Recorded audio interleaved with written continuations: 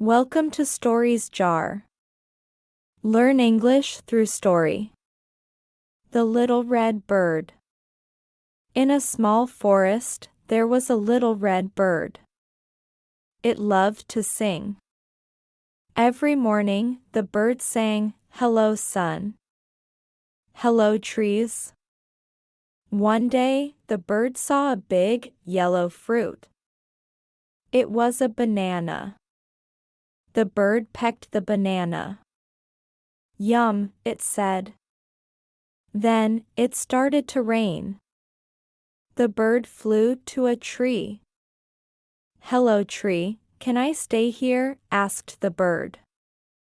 The tree said, "Yes, little bird." The rain stopped. The bird saw a blue lake. It flew to the lake.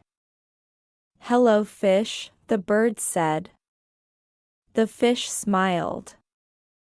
The sun was going down. It was evening. The bird flew back home. It sang, "Good night, trees. Good night, sun."